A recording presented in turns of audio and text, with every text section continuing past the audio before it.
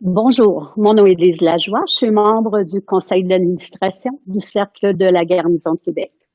Au nom du Cercle de la Garnison et en mon nom personnel, j'aimerais souhaiter la bienvenue à notre invité et conférencier, M. Erin O'Toole, que nous remercions d'avoir accepté notre invitation, ainsi qu'à tous les participants qui sont avec nous aujourd'hui.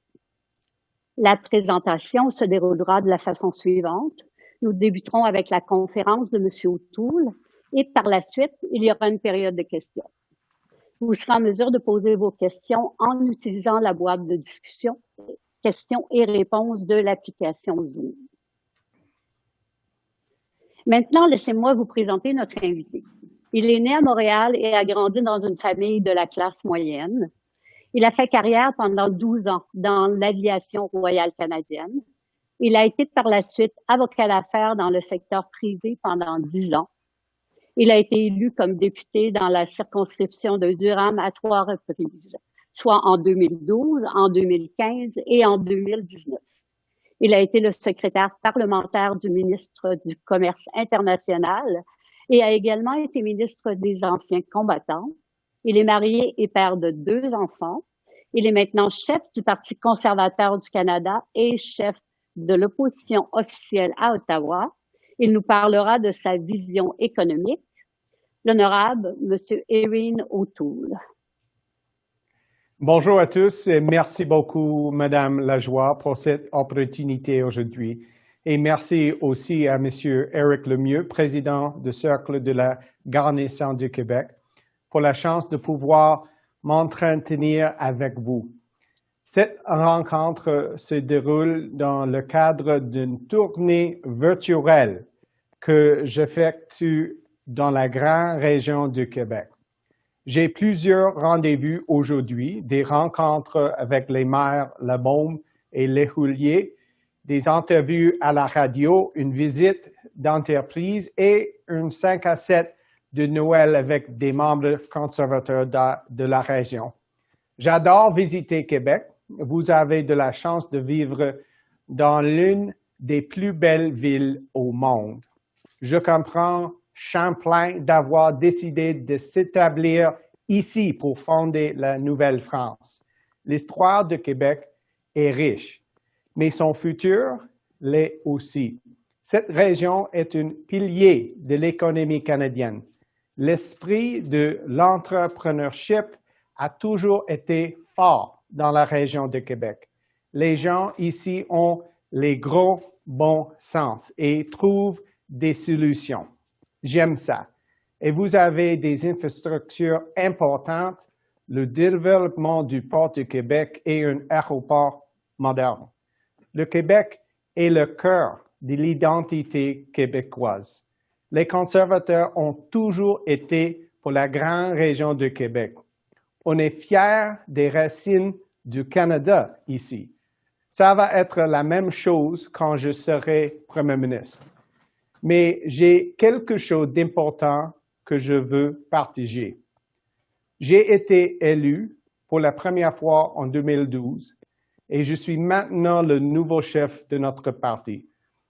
Vous êtes peut-être venu ici en pensant que ce serait un discours typique d'un politicien typique.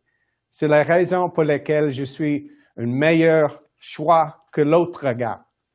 Mais je suis plutôt ici pour vous dire quelque chose que vous n'entendez pas souvent. Je suis un nouveau chef avec une nouvelle approche et vision. Je suis un straight shooter et j'ai un message pour vous aujourd'hui. Vous souvenez-vous de l'hiver dernier lorsque nous nous sommes retrouvés en confinement? Tout le monde disait « ça va bien aller ». J'ai beaucoup réfléchi à cette phrase parce que la vérité, c'est que ce ne va pas bien. Le 30 novembre dernier, la ministre des Finances du Canada a confirmé que les libéraux avaient provoqué un déficit historique de presque 400 milliards de dollars. Plus de 600 000 travailleurs sont sans emploi et plus de 430 000 personnes sont obligées de travailler à temps partiel. Selon la Fédération canadienne de l'entreprise indépendante, 37% des petites entreprises perdent de l'argent tous les jours. C'est difficile. Mais on va se dire les vraies affaires. Vous et moi, on n'a pas trop été affectés par la pandémie. On n'a pas de problème pour nourrir notre famille. Mais plusieurs Canadiens sont dans la misère. Ce n'est pas la pandémie qui a causé ça. C'est un système qui profite aux élites politiques et financières. C'est le cas des politiciens sans conviction. Et c'est le cas des chefs d'entreprise qui veulent ouvrir nos frontières juste pour avoir de la main-d'œuvre bon marché. Ces gens font la promotion de leurs idées sans penser aux effets sur notre économie et notre société. Ces élites sont obsédées par la politiquement correcte et la mondialisation, pendant que les Québécois de la classe moyenne sont axés sur leur famille, leur nation et leur culture. Les Québécois sont accueillants. C'est un des endroits qui accueille les plus d'immigrants au monde au prorata. Les Québécois demandent seulement aux nouveaux venus de s'intégrer, de respecter notre histoire, d'apprendre la langue française et de partager des valeurs comme les droits humains, nos libertés et un respect des lois. Mais pour M. Trudeau, c'est trop demandé. M. Trudeau croit qu'il n'y a pas une identité canadienne. Il pense que le Canada est un pays post-national. Il ne respecte pas notre histoire parce qu'il ne comprend pas notre histoire. Moi, je suis un anglo-patriote qui a un profond respect pour la nation québécoise et nos deux langues nationales. Mais en plus de devoir défendre leur identité, les Québécois sont inquiets pour l'avenir de leurs enfants. La classe moyenne souffre.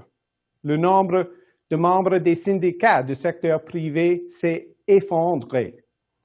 Vous êtes peut-être surpris d'entendre un conservateur qui regrette le déclin des syndicats dans le secteur privé, mais je sais que c'est un élément essentiel de l'équilibre entre les entreprises et leurs employés. Malheureusement, cet équilibre disparaît. L'élite financière qui délocalise ses emplois a également trop de pouvoir. Autrefois, un emploi permettait d'entrer dans la classe moyenne. Maintenant, certains emplois est un cycle sans fin de travail contractuel et sans avantages sociaux. Voulons-nous vraiment d'une nation de chauffeurs Uber? Pendant ce temps, un petit nombre en profitent et des millions de personnes perdent espoir. Je viens d'un milieu conservateur, un libre-échange juste, un petit gouvernement, liberté individuelle et un respect de ceux qui travaillent fort. Je crois encore en ces principes, mais j'ai grandi dans une communauté ouvrière. Je suis né à Montréal parce que mon père travaillait à l'usine General Motors de Sainte-Thérèse. Quand j'étais enfant, nous avons déménagé à Bowmanville, en Ontario, une ville de l'automobile. Nos voisins étaient des travailleurs de l'automobile, comme mon père. Nous avions un sentiment de fierté envers notre petite ville. Mais j'ai vu cette ville se vider et les emplois partir à l'étranger. Je n'accepte pas ce destin pour le Canada. Les conservateurs savent que la pandémie a causé des ravages économiques sans précédent. Nous reconnaissons que des temps sans précédent nécessitent des mesures sans précédent. Je n'aime pas les déficits. Toutefois, nous sommes confrontés à bien plus qu'une simple crise sanitaire. Mais le Parti conservateur du Canada va ramener la stabilité. Le programme des libéraux consiste à jongler avec notre économie et réimaginer notre société sans respect pour la stabilité des familles et des travailleurs. Moi, je suis en politique pour la stabilité des familles, des communautés et des travailleurs. Et c'est pourquoi on doit remettre notre économie en marche, créer de la richesse et ensuite aider nos aînés, nos PME et investir pour réduire l'impact des changements climatiques. Il y a une façon raisonnable de faire les choses. Le gouvernement aurait dû se concentrer à augmenter la subvention salariale d'urgence plutôt que d'envoyer les travailleurs au chômage sur la PCE. Et surtout, ne pas donner de l'argent aux étudiants qui n'en ont pas besoin. Depuis 5 ans, l'argent des Québécois est dépensé sans compter. Souvent, elle sert à remercier les amis libéraux comme le scandale We Charity. Mais si au moins ça allait à réduire les inégalités. Parce que oui, les inégalités augmentent. Je suis un partisan du capitalisme et de l'entrepreneuriat. Ces concepts ont apporté la liberté à des millions de personnes en plus d'augmenter le niveau de vie. Mais des fois, le résultat le plus efficace n'est pas toujours dans notre intérêt national. Par exemple, il est plus efficace de fabriquer des masques et des ventilateurs et un vaccin en Chine. Et malheureusement, M. Trudeau a essayé de faire cela avec CanSino. Mais ce n'est pas dans notre intérêt national de faire fabriquer chez eux choses comme les vaccins là-bas. Alors, quand le résultat le plus efficace ne correspond pas à notre intérêt national, un gouvernement conservateur fera en sorte que l'intérêt national passe avant tout. La croissance du PIB ne peut pas être notre seul objectif. Nous avons besoin de politiques précises pour renforcer la famille, la culture, notre histoire et la langue française. Le fédéral doit donner des outils aux provinces pour être plus forts et plus autonomes. Cela demande une ouverture de la confiance et du respect. Le respect se traduit par une reconnaissance de la nation québécoise que les conservateurs ont fait en 2006. La confiance se traduit par des transferts fédéraux en santé sans condition. Et l'ouverture se traduit par la volonté de donner plus d'autonomie au Québec en immigration, en culture et pour protéger la langue française. C'est pourquoi je suis pour l'idée d'élargir la loi 101 aux entreprises à charte fédérale. Les libéraux ne comprennent pas la nation québécoise. Pour nous, un Québec francophone, c'est une fierté pour laquelle il faut se battre. Je veux aussi faire ressortir le potentiel des individus, des familles et de nos organismes communautaires. J'avais 18 ans quand j'ai rejoint les Forces armées canadiennes. À 47 ans, je suis toujours animé par le même patriotisme. Ensemble, nous pouvons transmettre aux générations futures un pays meilleur. Mais je vais avoir besoin de votre aide. Joignez-vous à moi et aidez-moi à faire du Canada un pays de liberté et d'opportunité pour tous. Merci beaucoup. Monsieur O'Toole, merci d'avoir partagé votre vision économique avec nous. Vous venez d'entrer en poste et déjà, vous nous dressez un portrait de la situation économique du Canada depuis le début de la pandémie. Nous constatons dans votre discours que l'économie canadienne doit être le moteur de la prospérité et que notre avenir vert doit passer par une économie qui crée de la richesse pour investir et réduire l'impact des changements climatiques.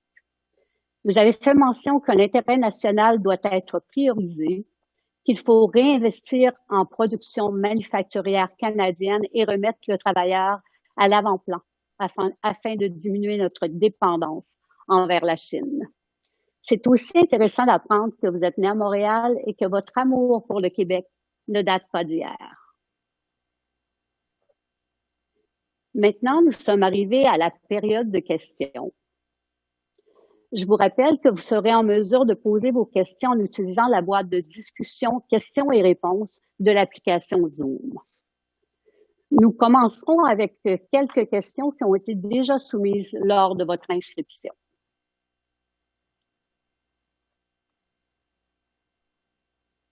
Monsieur O'Toole, quelles sont vos priorités concernant l'environnement?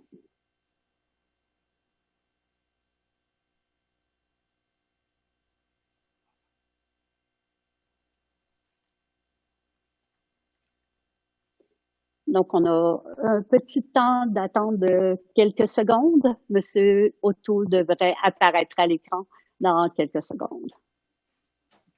Bonjour encore. Bonjour, Monsieur O'Toole. Donc, je vous repose la première question, question qui a été soumise par un de nos participants lors de son inscription. Donc, la première question qui a été soumise, quelles sont vos priorités concernant l'environnement? Merci pour la question. On doit avoir des politiques claires sur l'environnement et on va voir ça dans la prochaine élection. C'est important pour moi comme un député, mais plus important comme un père de famille.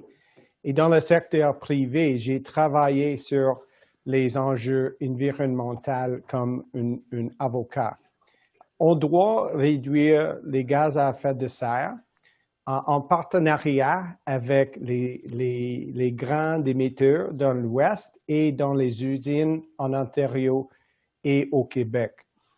Et de travailler avec les Autochtones aussi, parce que plusieurs projets dans le secteur des ressources naturelles et les projets en partenariat avec les Premières Nations. C'est pourquoi on doit travailler ensemble. Et comme Premier ministre, aussi, je vais respecter l'approche de chaque province parce que le Québec, il y a un plan solide sur l'environnement, sur le réchauffement climatique.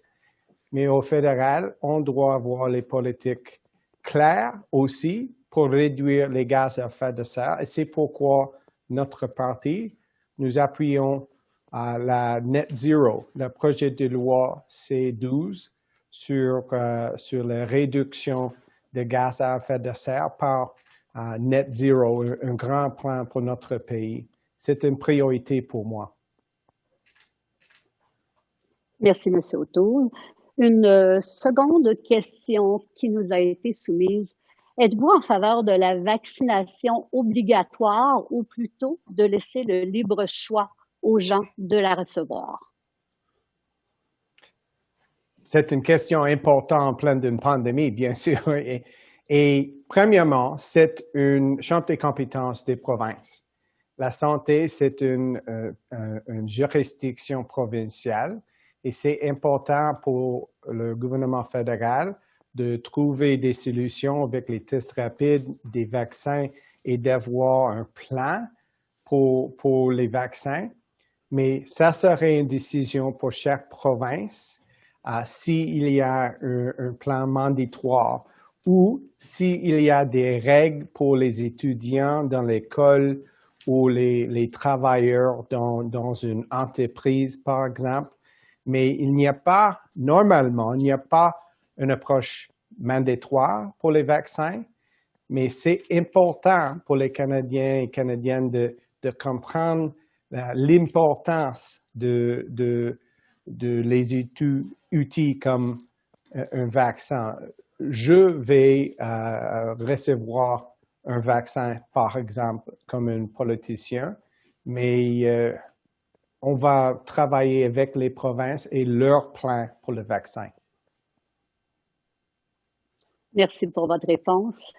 Nous continuons avec la question suivante. Quel est votre avis sur le retard technologique qu'a le Canada dans son plan de connectivité à l'Internet vis-à-vis les communautés éloignées? Est-ce que le Canada pourrait déclarer la connectivité Internet un besoin essentiel et obligatoire dans notre société?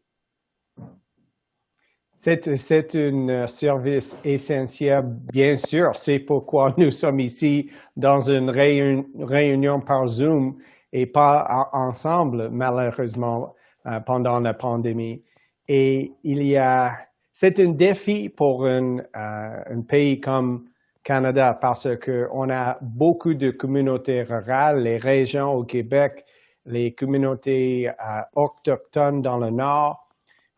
Et c'est pourquoi le gouvernement doit investir, mais avec le secteur privé, parce que ce n'est pas un service pour le couronne, pour le gouvernement, et on doit donner l'argent pour les programmes spécifiques de connecter les régions sans Internet de haute vitesse.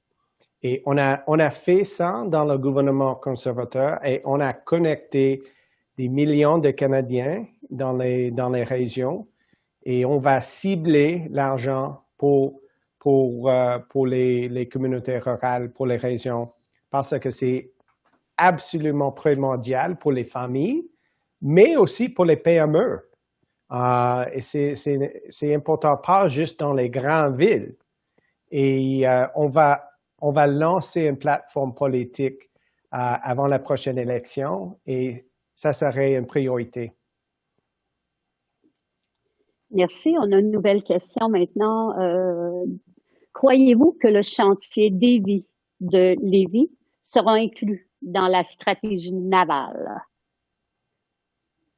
Je viens de parler avec le maire de Lévis sur le chantier Davy. Et comme un ancien combattant, comme un ancien ministre dans le gouvernement conservateur, j'ai travaillé en étroite collaboration avec mes collègues, particulièrement Stephen Blaney, et on a sauvé le chantier Davy avec le contrat pour l'Astérix, le navire d'approvisionnement pour la marine. Et on a appuyé un autre navire d'approvisionnement, Obélix, parce que c'est nécessaire pour notre marine. J'ai servi avec la marine dans les hélicoptères Sea King comme un navigateur. Et c'est pourquoi j'appuie le chantier Davy. Et Stephen Blaney, Pierre Poilievre et nos députés québécois ont demandé au gouvernement Trudeau d'élargir le programme pour la marine avec le chantier Davy et le chantier au maritime et en Colombie-Britannique.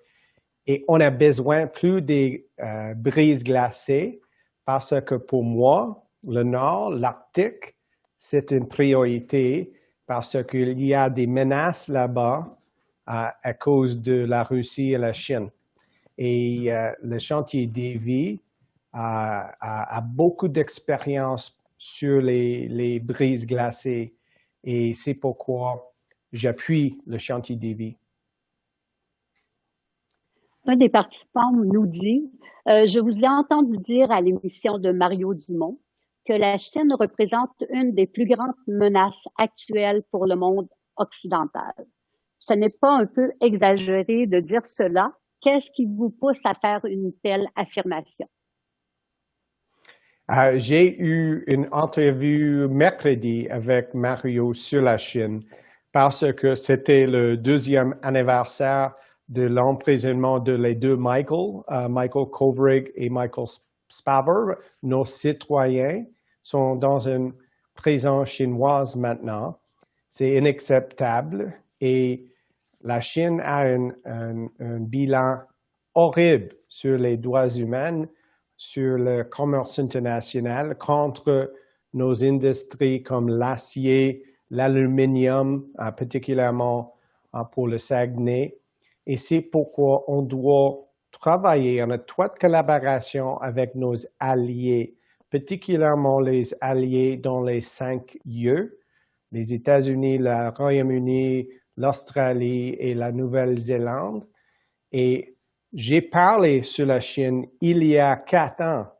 parce que comme un avocat dans le secteur privé, j'ai vu les dérangements par la Chine avec le commerce international. Et comme un ancien militaire, je comprends les risques. Et c'est pourquoi on doit avoir un premier ministre sérieux sur la scène internationale. Ce n'est pas le cas avec M. Trudeau. Maintenant, une autre question. Vous critiquez le gouvernement sur sa gestion de la pandémie et je comprends que c'est votre rôle. Mais qu'auriez-vous fait de différent exactement? C'est une bonne question. J'ai un rôle, comme vous avez dit, comme l'opposition, de poser des questions dans l'intérêt national, et on a fait ça.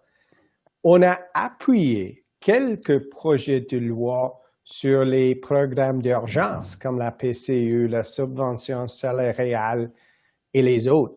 En fait, on a proposé des amendements pour améliorer, pour peaufiner des programmes d'urgence. Et j'ai une approche comme ça. Je vais toujours travailler dans l'intérêt de notre pays. Mais en même temps, le gouvernement Trudeau était lent à chaque étape de la pandémie. Originalement, avec la frontière, après ça, avec les masques et l'information sur l'utilisation des masques. Après ça, avec les tests rapides, malheureusement, au Canada a reçu des tests rapides 5 ou 6 mois après nos alliés en Europe et aux États-Unis. Et maintenant, on n'a pas un plan pour les vaccins.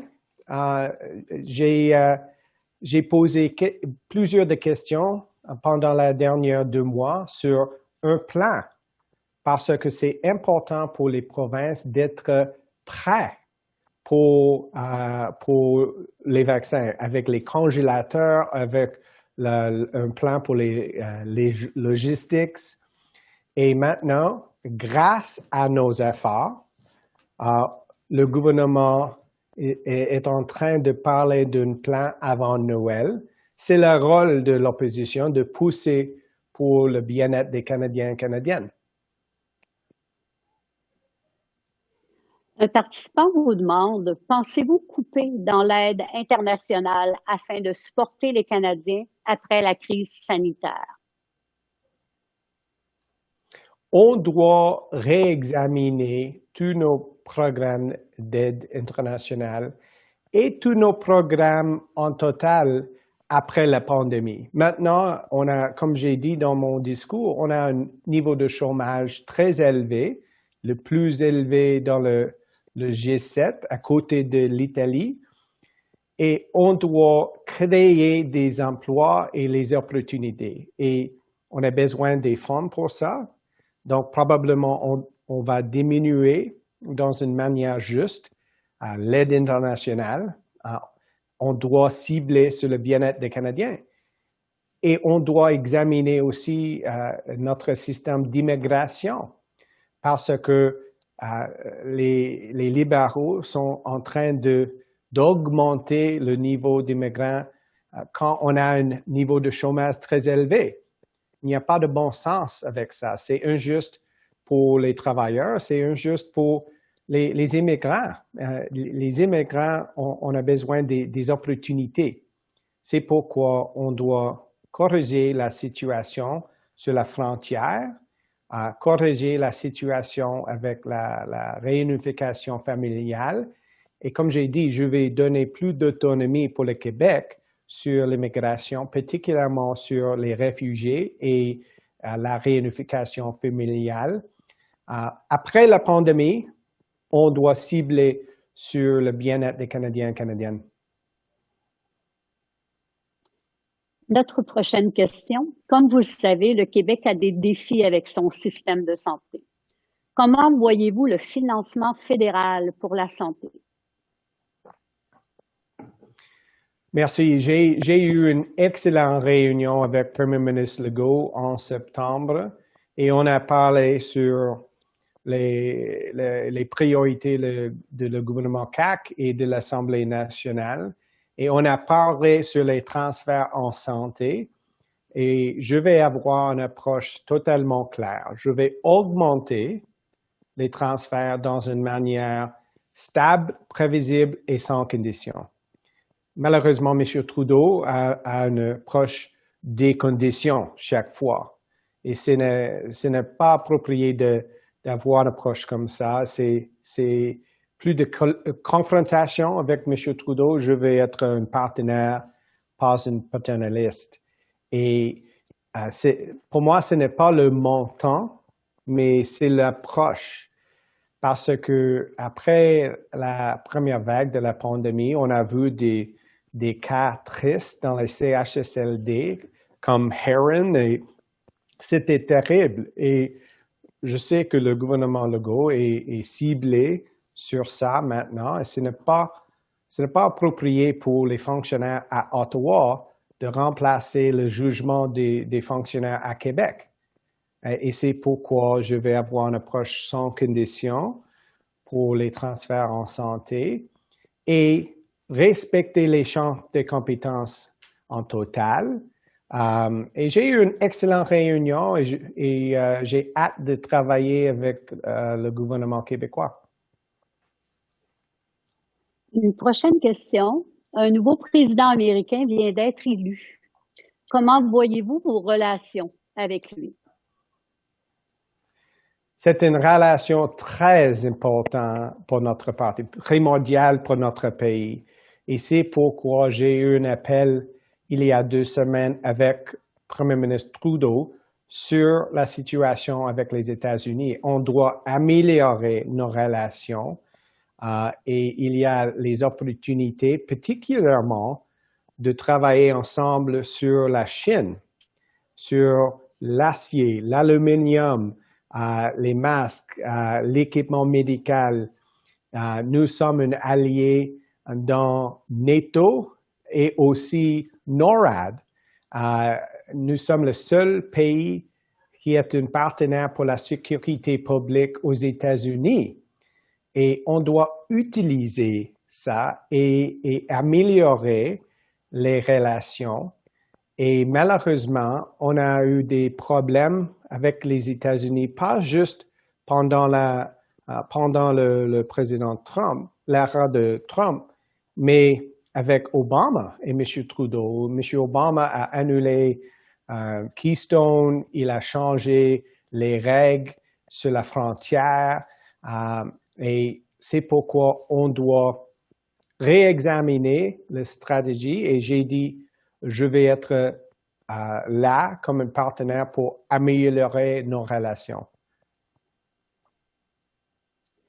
Un participant vous demande, je suis quand même surpris d'entendre un chef conservateur nous parler de l'importance des syndicats dans notre société. Pouvez-vous nous expliquer davantage votre approche et votre position vis-à-vis des syndicats? Oui, et c'est important pour moi de parler sur ça parce que c'est une nouvelle approche, bien sûr. Mais en pleine d'une pandémie, je vais être ciblé sur les emplois, sur les opportunités pour les Québécois et Québécoises et des Canadiens d'une nation à l'autre. Et j'ai besoin des partenaires pour les grands projets. Dans le Saguenay, avec GNL Québec, dans l'Ouest, on a besoin d'un accord sur le bois d'œuvre avec les Américains. Et on a 4 partis sur la gauche maintenant, contre le secteur privé, contre les ressources dans le secteur forestier, contre les usines et les libéraux verts, NPD et Bloc sont dans la gauche, quelquefois gauche radicale.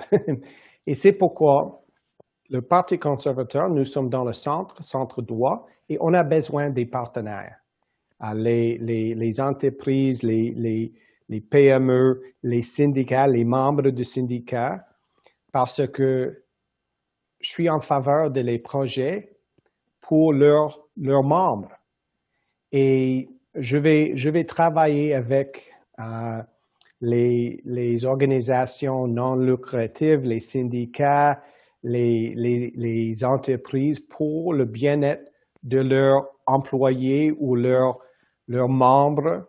C'est important après la pandémie de rétablir notre économie, de relancer notre économie. C'est pourquoi j'ai besoin des partenaires et on va voir,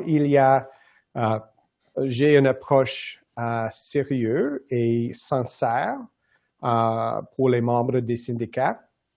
Et comme j'ai dit dans mon discours, j'ai grandi dans une communauté avec les travailleurs dans l'usine de General Motors à Oshawa. J'ai beaucoup de respect pour les syndicats et pour l'opportunité pour leurs membres. On vous demande pourquoi l'alcool ne circule pas librement entre les provinces canadiennes. Allez-vous permettre la libre circulation et nous permettre d'acheter notre vin en Ontario? J'aime sa question parce que c'est important et on a un député, Dan Albus, un député de Colombie-Britannique, qui va introduire un projet de loi d'utiliser Post Canada, Canada Post, pour envoyer l'alcool entre l'Ouest et l'Est. C'est le temps de moderniser notre approche et je vais avoir une politique spécifiquement sur ça dans notre plateforme politique avant la prochaine élection. J'ai parlé fréquemment de la décision de la Cour suprême avec M. Comeau en Nouveau-Brunswick pour les cas de bière entre le Québec et les Maritimes. Dans 2020, c'est le temps de moderniser notre approche comme un pays. Maintenant, quel est votre avis concernant le financement de Radio-Canada et de CBC? C'est une question importante parce que j'ai une vision spécifique. Radio-Canada est absolument important pour la nation québécoise et la culture québécoise. Il y a un service public sans publicité, par exemple, pour la radio, et je vais appuyer ça. Et je vais appuyer aussi les services dans les langues autochtones parce que c'est un exemple d'un service public. Mais la télévision anglaise et la numérique anglaise, ça coûte millions de dollars et M. Trudeau a augmenté le budget pour la télévision anglaise et le numérique. Et en même temps, il y a une crise dans le secteur privé avec les journaux comme Toronto Star, la presse, et c'est pourquoi c'est injuste pour l'État de compétitionner avec le secteur privé. Et c'est pourquoi je vais réduire le budget pour la télévision anglaise et le numérique. Il y a beaucoup de choix pour les familles anglophones. Amazon, Disney, Netflix. Je vais regarder Mandalorian ce fin de semaine avec mes enfants sur les services streaming. Mais pour les francophones, particulièrement en Amérique du Nord, il n'y a pas beaucoup de choix. C'est pourquoi je vais respecter et aider des services comme Tout.tv et c'est pourquoi je vais respecter Radio-Canada et les services francophones à travers le pays, parce qu'il y a des communautés minoritaires francophones à Saint-Boniface, en Manitoba, en Alberta, en Ontario, dans ma circonscription. Et je vais avoir une approche différente pour la télévision anglaise, la numérique anglaise. Peut-être on va privatiser les services où il y a des compétitions en anglais avec le secteur privé. On vous demande maintenant, certains ministres ou députés ont été blâmés par le commissaire à l'éthique, mais nous trouvons que les peines sont mineures, voire insignifiantes. Avez-vous l'intention d'avoir des peines plus sévères? Nous sommes en train d'examiner ça maintenant. En fait, j'ai parlé la semaine dernière avec Michael Barrett, notre porte-parole pour l'éthique, et il est en train de proposer des politiques pour notre plateforme politique. Malheureusement, le gouvernement libéral, c'est un exemple d'un gouvernement sans éthique, particulièrement le Premier ministre.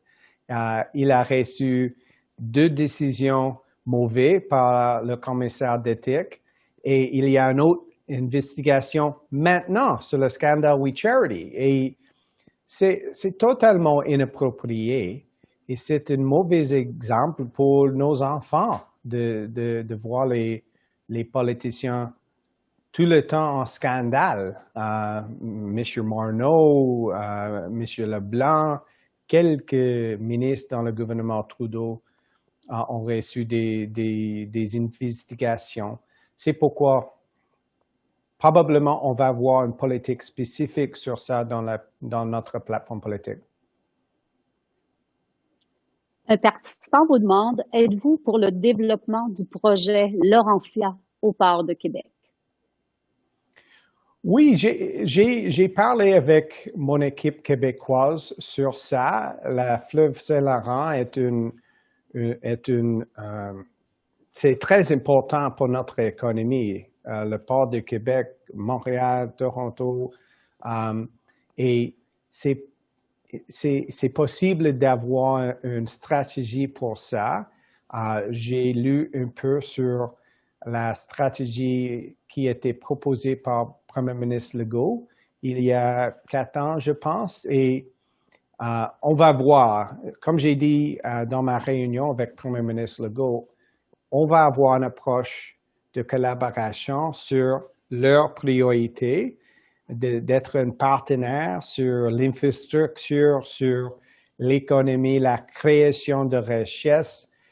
J'ai travaillé pour une décennie dans le secteur privé et j'ai le même point de vue sur le secteur privé que M. Premier ministre Legault.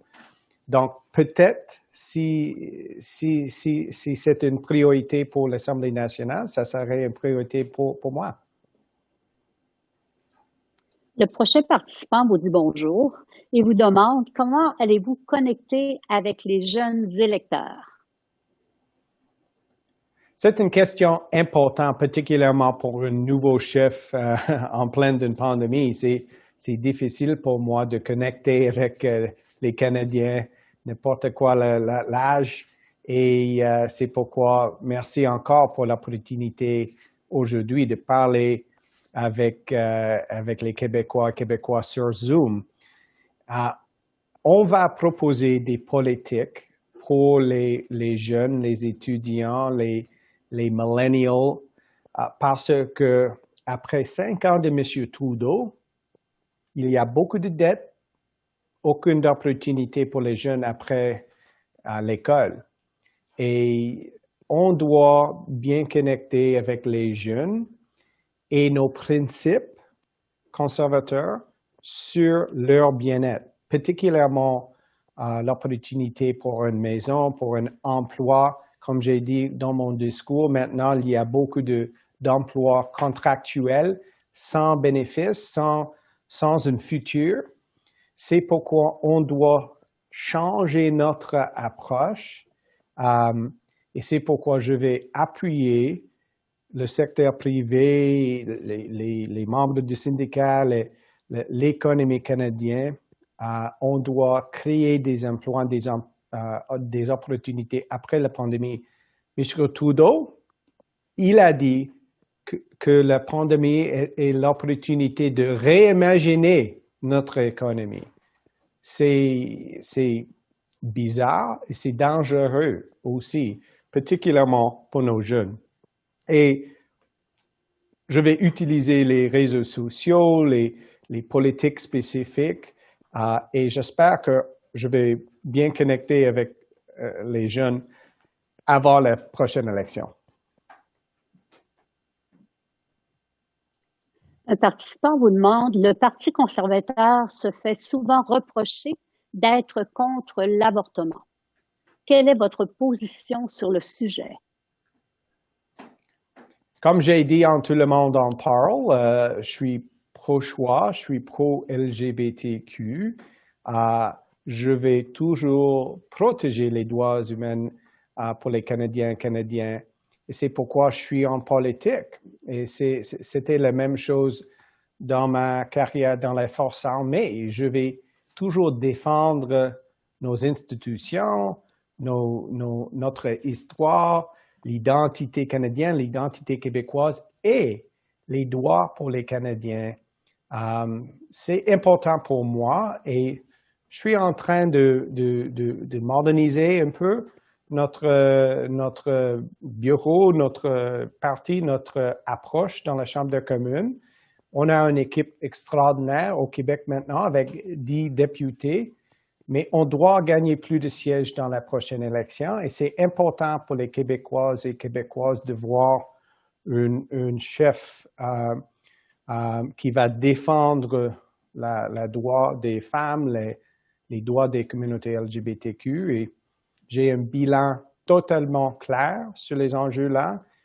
En fait, plus clair que M. Trudeau, parce qu'il a manqué un vote en 2013 pour la communauté LGBTQ et j'étais là parce que c'est un droit et je vais toujours être là pour les droits des personnes. On vous demande, vous appuyez le Québec, alors appuyez-vous que les entreprises à charte fédérale soient assujetties à la loi 101? Absolument. J'ai dit ça en septembre dans mon premier mois comme chef de Parti conservateur. C'est une question de respect. J'ai dit ça avec Premier ministre Legault aussi. Et j'ai travaillé dans le secteur privé. J'étais l'avocat interne pour Procter & Gamble et Gillette. Et j'ai travaillé avec l'Office québécois de la langue française comme un avocat pour les moyennes entreprises. Et selon moi, c'est injuste pour les entreprises à charte fédérale, les grandes entreprises comme les banques, les télécommunications, d'avoir une approche différente, particulièrement avec le déclin des Français à Montréal. C'est pourquoi on a proposé un débat dans la Chambre des communes il y a deux semaines sur le déclin. Les dirigeants libéraux ont insulté le français à Montréal et on a eu un débat extraordinaire avec les discours sur l'importance de protéger nos deux langues nationales. C'est pourquoi j'utilise les deux langues nationales. Je comprends le deal des deux peuples fondateurs. Et c'est dans notre Constitution. Et c'est le temps de moderniser la loi 101 après 40 ans. Et je vais faire ça. Il y a seulement 4 ou 5% de la main-d'œuvre au Québec à charte fédérale. Et je vais corriger ça, je vais moderniser ça comme Premier ministre. Maintenant, pour respecter le temps alloué, nous en sommes à la dernière question. Comment voyez-vous les prochaines élections? C'est la question, million-dollar question. Nous sommes prêts pour une élection maintenant, mais j'aimerais avoir plus de temps comme un nouveau chef, bien sûr. Probablement, on va voir une élection au printemps, peut-être en avril. Il y a beaucoup de rumeurs sur la colline sur ça, mais nous sommes l'opposition. On a gagné quelques votes dans la Chambre des communes pour les PME, sur la Chine.